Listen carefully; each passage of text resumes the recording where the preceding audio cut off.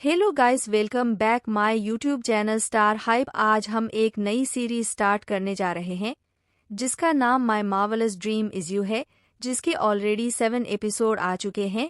But हम आज से ही यह सीरीज स्टार्ट करने जा रहे हैं। आई होप के सीरीज आपको पसंद आएगी। स्टार्टिंग में हमें दिखाया जाता है हमारी फीमेल लीड वान, जो एक स्ट्रेंजर गर्ल को अपने ड्रीम में देखती है एंड उस गर्ल को वान लाइक करने लगती है, जिस फेस को वान अपने ड्रीम में अगेन एंड अगेन देखा करती है। एंड एक दिन अचानक से वान वही ड्रीम वाली गर्ल को रियल लाइफ में वान देखकर है हैरान हो जाती है। एंड देन यहीं से सीन शिफ्ट होता है एंड स्टोरी स्टार्ट होती है, जहां पर वान एक सक्सेसफुल एक्ट्रेस बन चुकी है एंड वान को ड्रेस चेंज करने के लिए किम के पास लेकर आती है, जो कि वान की स्टाइलिस्ट है। एंड किम यह हमारी सेकंड फीमेल लीड है एंड वान की मैनेजर। तो वो इन दोनों को देखकर कहती है, अगर तुम दोनों फिर से फाइट करने वाले हो तो पहले ही क्लियर कर लो। इतनी क्लोज फ्रेंड होने के बावजूद एक दूसरे से आर्गुमेंट करती रहती हो। तो किम वान को ड्रेस पहनाने लगती है एंड वही वान की राइवल को हम देखते हैं, जिसका नाम जेसी है। यह भी एक्ट्रेस है एंड वान और जेसी में बिल्कुल भी नहीं बनती। तो जैसे ही जेसी वान से मिलती है तो दोनों को देखकर कहने लगती है कि तुम दोनों सीरियस क्यों हो, क्या किम ने वान को सच बता दिया? एंड वान से कहती है, अगर वान सच जान गई तो सच में फ्रस्ट्रेट हो जाएगी। एंड यह कहकर वहां से चली जाती है एंड वान किम को सच बताने को कहती है कि कौन सी ऐसी बात है जो किम छुपा रही। तो किम इंटरव्यू के बाद सब सच बताने का प्रॉमिस करती है, बट वान अभी कहने को कहती है। तो किम कहती है कि अभी जो इंटरव्यू होने वाला है वो वान के लाइफ में इम्पॉर्टेंट है। अगर कुछ बिगड़ गया तो वान की करियर में इफेक्ट पड़ेगा, तुमको सिर्फ इंटरव्यू में फोकस देना चाहिए। तो यह सुनकर वान कहने लगती है, अगर किम अभी नहीं बताती है तो वान इंटरव्यू ज्वाइन नहीं करेगी। तो किम यह देखकर सच बताती है कि आज से किम वान के साथ काम नहीं करेगी, जेसी के साथ काम करने वाली है। देन इंटरव्यू ज्वाइन करने के लिए कहा जाता है एंड हम इंटरव्यू होते हुए देखते हैं, जहां पर वान सीरियस होकर बैठी होती है एंड एमसी इन दोनों से क्वेश्चन करना स्टार्ट करते हैं। एंड इंटरव्यू के बीच में जेसी से क्वेश्चन किया जाता है कि जेसी अपने मदर को यूज करके एक्ट्रेस बनी है, बिकॉज उसकी मदर ऑलरेडी एक्ट्रेस है, तो जरूर जेसी कुछ हेल्प तो ली होगी। यह सुनकर जेसी कहती है कि जब भी इस बारे में टॉपिक आता है मुझे बुरा लगता है, क्योंकि विदाउट स्किल एंड एफर्ट के बिना कोई भी सक्सेस नहीं बन सकता। यानी कि जेसी कनेक्शन वाली बात को बिल्कुल डिनायर कर देती है। तो एमसी वान से कुछ क्वेश्चन करते हैं कि जो लेटेस्ट ड्रामा में वान ने रोल प्ले किया था उसमें वान डिजर्व नहीं करती थी। वान के फैमिली रिच है एंड फ्लूक नाम के बंदे की वजह से वान को रोल मिला। तो यह सुनकर वान कहती है कि वान को फैमिली सपोर्ट लेना बिल्कुल भी पसंद नहीं है एंड यहाँ तक कि जो एलिगेशन लगाया जा रहा है उससे वान को कोई फर्क नहीं पड़ता एंड अपने फैमिली के रीच होने पर एग्री करती है। तो एमसी एक और क्वेश्चन करते हैं कि यह दोनों ने ही एक फिल्म में ऑडिशन दिया है, बट इन दोनों में से किसी एक को सिलेक्ट किया जाएगा। अगर वान ऑडिशन में सिलेक्ट नहीं हुई तो वान इंडस्ट्री से गिव अप कर देगी। तो वान यह सुनकर अग्री करती है एंड यहाँ पर जेसी कहती है कि जेसी को कोई फर्क नहीं पड़ता, जिसको भी सिलेक्ट होना है वह होकर रहेगा। अगर वान सिलेक्ट होती है तो जेसी वान के लिए हमेशा खुश रहेगी। तो यह सब सुनकर वान गुस्सा हो जाती है एंड जेसी से कहती है कि तुम ऑफ कैमरा बिल्कुल ही डिफरेंट पर्सन बन जाती हो। यानी कि वान शो की फिक्र ना करते हुए जेसी से आर्गुमेंट करना स्टार्ट करती है। तो जैसे ही आर्गुमेंट होने वाली होती है तो वान के मैनेजर टोन लाइट को ऑफ कर देती है, जिस वजह से सबका माइंड डाइवर्ट हो जाता है एंड बहस होते होते स्टॉप हो जाती है। आफ्टर दैट जेसी वॉशरूम में होती है। देन पीछे से अचानक वान आकर पूछने लगती है कि जेसी किम को क्यों हायर करना चाहती है। जेसी कहती है कि जेसी वान से किम को दूर नहीं करेगी, वो बस एक ऑफर दे। तो वान ऑफर के बारे में पूछती है तो जेसी रीजन नहीं बताती है एंड कहती है बिना स्टाइलिश के बगैर वान बिल्कुल ही लो प्रोफाइल की एक्ट्रेस नजर आएगी एंड बहुत कुछ सुनाकर वहां से जाने लगती है। तो वान वहां पर पड़ा हुआ गार्बेज बैग से जेसी के फेस को कवर करके टॉर्चर करने लगती है। मैनेजर आवाज सुनकर इन दोनों के पास आती है एंड प्लास्टिक बैग को हटाकर जेसी को साइलेंट करने की कोशिश करती है कि अगर जेसी वान पर गुस्सा हुई तो इन दोनों का पब्लिक इमेज खराब होगा। तो सोच समझ कर जो भी करना है वह कर सकती है। तो जेसी वान की हरकत की वजह से बहुत हाइपर हो जाती है। देन किम वहां पर आती है एंड जेसी किम को अपने फ्रेंड यानी के वान के हरकत को देखने को कहती है, बट वान अभी भी साइलेंट नहीं होती है। तो किम वान को रोकती है एंड वान कहने लगती है कि जेसी ने तुम्हें मुझसे दूर कर दिया है। तो यह सुनकर किम सच बताती है कि वह खुद रिजाइन करके जेसी को ज्वाइन कर रही है। आफ्टर दैट जब झगड़ा सॉल्व हो जाता है तो हम किम को देखते हैं जो घर से सामान पैक करके वहां से जाने का डिसाइड करती है, बिकॉज यह जो अपार्टमेंट है वो वान का है जिसमें वान की फ्रेंड वान के साथ रहा करती है। एंड किम वान के घर को छोड़कर अपने मॉम के घर जाने का डिसाइड करती है। तो माली किम से पूछती है क्या फिर से इन दोनों में सीरियस फाइट हुई जिस वजह से किम ने घर छोड़ने का डिसाइड किया है। तो किम कहने लगती है वान हमेशा रूड बिहेव करती है जिस वजह से अब टॉलरेट नहीं होगा। तो यह सुनकर यह दोनों ही किम के पास आती है एंड माली कहती है कि हमारा फ्रेंडशिप को 13 इयर्स हो गए हैं, तो क्या किम सच में अचानक से वान को अकेले छोड़कर चले जाएगी। तो किम कहती है वान को ग्रेजुएशन होने के बाद ही किम छोड़ चुकी थी, बस अब तक किम उसकी सिर्फ केयर करने के लिए उसके पास थी। एंड किम यह भी कहती है कि मुझे मेरे अपने लाइफ को देखना है। मैंने वान की ड्रीम पर ज्यादा फोकस दिया एंड आज उसका ड्रीम सच हो चुका है, तो अब मुझे खुद के बारे में सोचना है। जब किम यह सब कुछ बोल रही होती है तो बाहर से वान यह सब सुनकर अंदर आती है एंड रूड होकर किम को जाने को कहती है कि अगर किम को जाना है तो वह जाए, उसकी यहाँ पर कोई नीड नहीं है। एंड कभी वापस आने को मना करती है। देन वान वाइन की बोतल को जब टेबल पर रखती है तो वो अचानक से नीचे गिर जाती है जिस वजह से सब वान के लिए वरीड हो जाते हैं एंड साइड होने को कहते हैं। यहाँ पर वान किम को जाने को कहने लगती है एंड किम यह सब सुनकर वहां से चली जाती है। एंड आफ्टर दैट जब वान शांत हो जाती है तो यह दोनों ही पूछने लगती है कि वान ने किम को जाने को क्यों कहा एंड तुम ऑलवेज उससे रूडली बात क्यों करती हो। तो वान कहती है कि वह खुद जाना चाह रही थी, मैं उसको रोकती भी तो वह नहीं रुकने वाली थी। अगर इस तरह से अलग रहना ही है तो जरूर पहले से भी बेहतर सिचुएशन हो सकती है। देन 10 इयर्स पहले का सीन दिखाया जाता है जहां पर वान अपने फैमिली के साथ हैप्पीली रहा करती थी। देन वान के फादर के फ्रेंड बगल में रहने के लिए आते हैं, तो वान के फादर अपने फ्रेंड को सामान शिफ्ट करने में हेल्प करने के लिए बाहर आते हैं एंड पीछे से वान अपने फादर को उसके फ्रेंड के साथ बहुत ही करीब देखकर अजीब सोचने लगती है।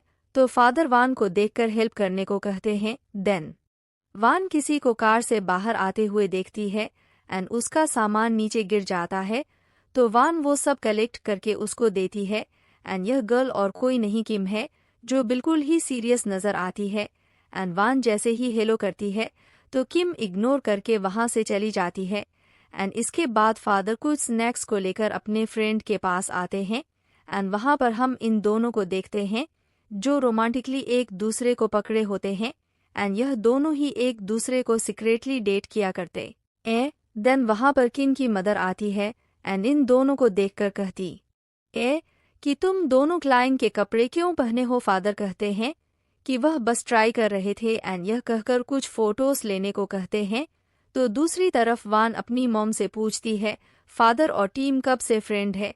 तो मदर इस तरह से जानने का रीज़न पूछती है, तो वान कुछ नहीं बताती है। एंड इसके कुछ दिन बाद दोनों फैमिली के फादर एक साथ घर छोड़कर भाग जाते हैं एंड दोनों ही एक लेटर अपने फैमिली के लिए छोड़कर चले जाते हैं।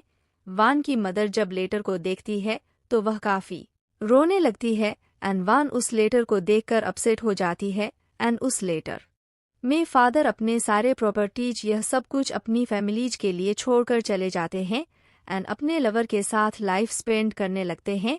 एंड वान यह सब देखकर घर के बाहर आती है एंड यह दोनों ही किम के वहां पर देखती हैं, जो कि उन दोनों की भी सैम कंडीशन होती है एंड वो दोनों भी टीम को अचानक से जाने की वजह से रोने लगती है। एंड वान यह सब देखकर दोनों फैमिलीज के लिए बुरा फील करने लगती है। एंड जब रात हो जाती है तो वान लेटर को देखकर रोने लगती है एंड वहीं किम को देखती है जिसकी कंडीशन भी वान की तरह ही होती है। जैसे ही विंडो के पास किम आती है तो वान किम को देखकर छुप जाती है एंड यह सब कुछ हालात वान अपने फ्रेंड को बताती है। तो यह सब सुनकर वान की फ्रेंड वान को सिंपैथी देती है एंड कहती है किम एंड वान को पहले की तरह रहने की कोशिश करना चाहिए जहां पर यह दोनों खुश थे। जेसी किम के साथ पता नहीं क्या करेगी तो वान यह सब सुनकर कहती है किम जेसी को संभाल सकती है, वह जेसी के साथ बेहतर रहेगी। तो यह सुनकर माली कहती है किम के बगैर वान कुछ भी नहीं है, किम के ड्रीम को सर्च करने में उसका बहुत बड़ा हाथ रहा है, तो वान को यह सब कुछ नहीं भूलना चाहिए। पर्सनल लाइफ हो या प्रोफेशनल लाइफ, वान किम को इस तरह से नहीं जाने दे सकती। एंड यही कहकर वान को समझाने लगती है कि वान को कोशिश करनी चाहिए किम को अपने साथ रखने के लिए। आफ्टर दैट नाइट में हम देखते हैं वान जो किम के वजह से बहुत वरीड होती है। जैसे ही वान सोती है तो वान के ड्रीम को हम देखते हैं जहां पर वान का ड्रेस वाइट कलर से चेंज होकर ब्लैक हो जाता है।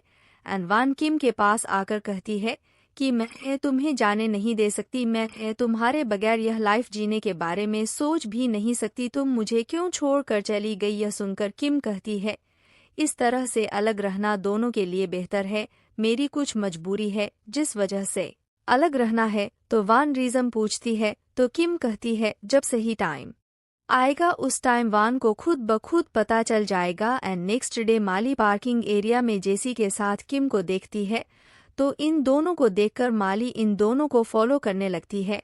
एंड जेसी किम को स्टाइलिस्ट के साथ साथ पर्सनल मैनेजर का भी काम करने को कहती है। तो यह सुनकर किम डबल काम करने के लिए रेडी हो जाती है।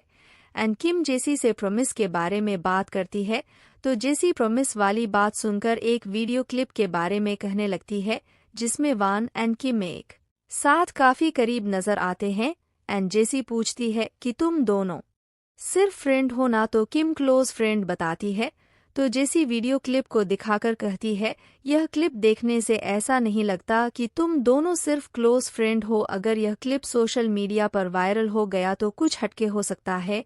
वान अपने करियर में पहले सीरीज के बाद बहुत फेमस हो गई, तो जैसे ही सब यह वीडियो देखेंगे तो कहीं वान को बहुत से सीरीज के लिए रिजेक्ट ना कर दे। एंड यह भी कहती है कि सोसाइटी में गर्ल्स लव को लेकर बहुत एक्साइटमेंट है, बट एक राइजिंग फीमेल स्टार के बारे में जब यह खबर चलेगी कि वह बाय या लेस है तो सब इस बारे में गॉसिप करेंगे। एंड वान का करियर कहीं इस वजह से खत्म ना हो जाए। तो यह सब सुनकर किम वीडियो क्लिप को कहीं भी सेंड या अपलोड करने को मना करती है, बिकॉज जेसी की कंडीशन के हिसाब से किम उसके साथ काम करेगी तो जेसी को भी प्रॉमिस करना होगा। एंड किम वो सब क्लिप को डिलीट करने को भी कहती है।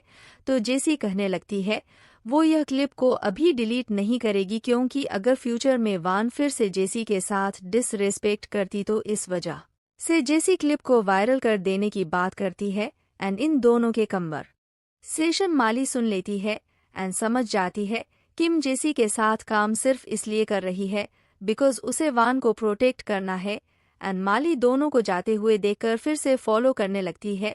एंड जब किम वॉशरूम यूज करने के लिए थोड़ा प्राइवेसी मांगती है तो माली मौका देकर किम के पास आती है एंड किम को साइड में लेकर आती है एंड पूछती है किम कब तक वान के लिए सैक्रिफाइस करती रहोगी। तो यह सुनकर किम कहती है कि तुम किस बारे में बात कर रही। तो माली कहती है कि मैं तुम दोनों का कन्वर्स सुन चुकी हूं, तो बहाना करने का कोई फायदा नहीं है। तो यह सुनकर किम सब सच बताती है।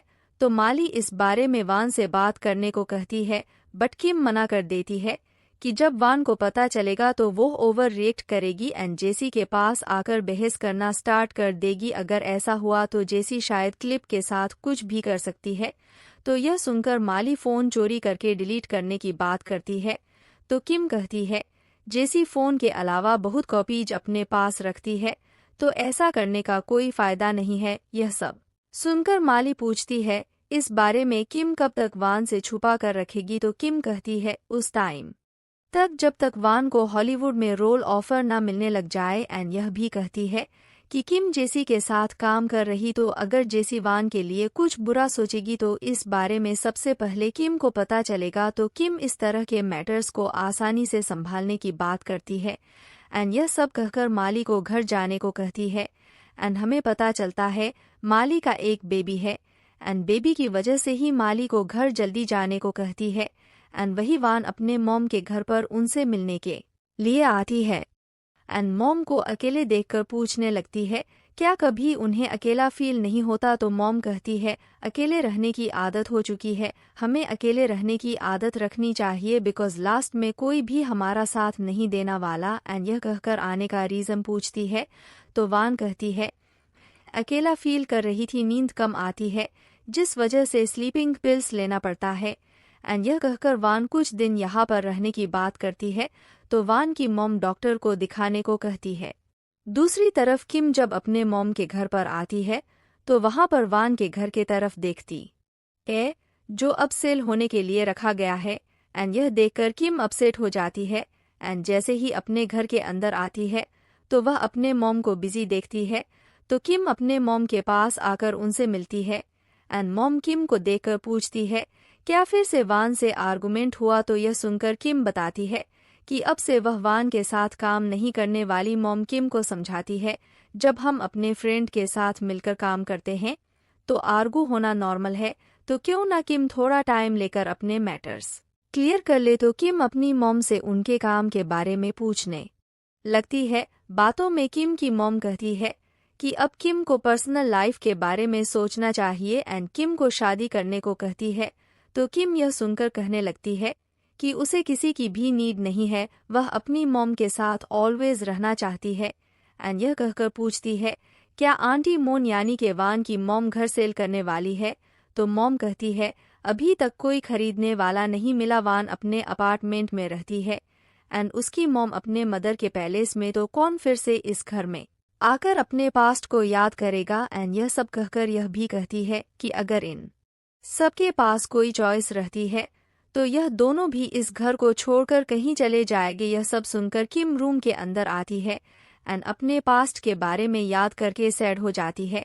एंड विंडो के पास आकर वान के रूम की तरफ देखती है जहां पर वान को पास्ट में फादर के भाग जाने के वजह से रोते हुए देखा था। एंड यही सोचकर किम बहुत ज्यादा अपसेट हो जाती है।